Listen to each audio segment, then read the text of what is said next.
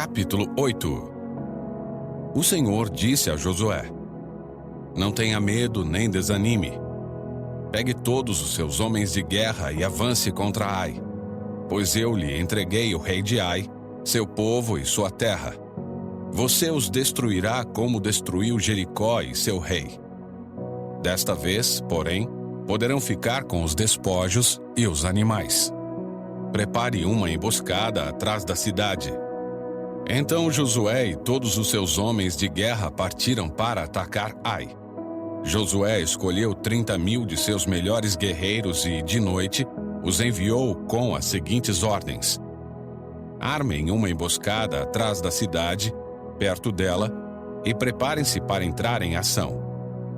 Quando o nosso exército principal atacar, os homens de Ai sairão para a luta, como fizeram antes, e nós fugiremos deles. Eles nos perseguirão até que os tenhamos atraído para longe da cidade, pois dirão: Os israelitas estão fugindo de nós como fizeram antes. Então, enquanto corremos deles, vocês sairão da emboscada e tomarão a cidade, pois o Senhor seu Deus a entregará em suas mãos. Ponham fogo na cidade, conforme o Senhor ordenou. Essas são as minhas ordens. Josué os enviou, e eles foram ao lugar da emboscada, entre Betel e o lado oeste de Ai.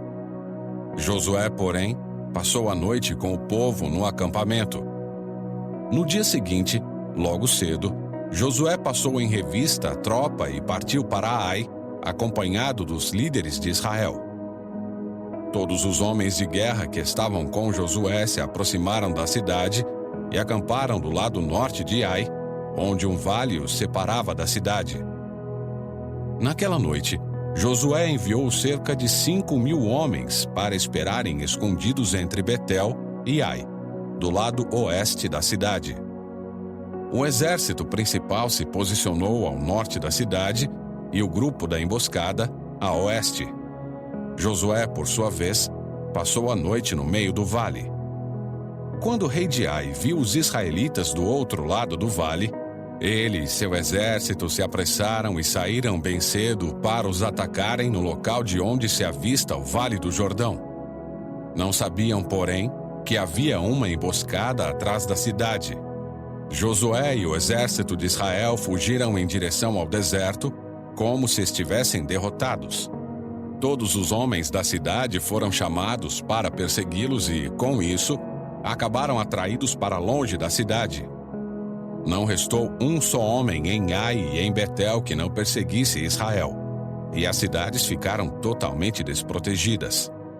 Então o Senhor disse a Josué: Aponte para Ai a lança que você tem na mão, pois eu lhe entregarei a cidade. Josué fez conforme ordenado, e assim que deu esse sinal, todos os homens da emboscada saíram correndo de sua posição e invadiram a cidade. Em pouco tempo, eles a capturaram e a incendiaram. Quando os homens de Ai olharam para trás, a fumaça da cidade subia ao céu e eles não tinham para onde ir. Pois os israelitas que fugiam em direção ao deserto se voltaram contra seus perseguidores. Ao perceberem que a emboscada havia sido bem-sucedida e fumaça subia da cidade, Josué e todo o exército de Israel deram meia volta e atacaram os homens de Ai. Enquanto isso, os israelitas que estavam dentro da cidade saíram e atacaram o inimigo pela retaguarda. Os homens de Ai ficaram presos no meio, com guerreiros israelitas de ambos os lados. Israel os atacou, e nenhum deles sobreviveu nem escapou. Somente o rei de Ai foi capturado vivo e levado a Josué. Quando o exército israelita terminou de perseguir e matar todos os homens de Ai nos campos abertos, voltou e acabou com quem tinha ficado dentro da cidade. Toda a população de Ai, no total de 12.000 homens e mulheres, foi exterminada naquele dia. Pois Josué manteve sua lança estendida até que todos os moradores de Ai tivessem sido completamente destruídos. Somente os animais e os tesouros da cidade não foram destruídos, pois Israel os tomou como despojo conforme o Senhor havia ordenado a Josué.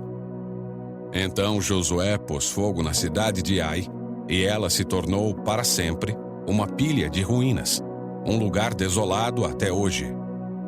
Josué enforcou o rei de Ai numa árvore, e ali o deixou até a tarde. Ao pôr do sol, os israelitas retiraram o corpo da árvore e, por ordem de Josué, o lançaram em frente à porta da cidade. Sobre ele levantaram uma pilha de pedras, que permanece lá até hoje.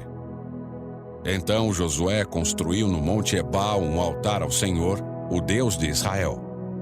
Seguiu as ordens que Moisés, servo do Senhor, havia escrito no livro da lei.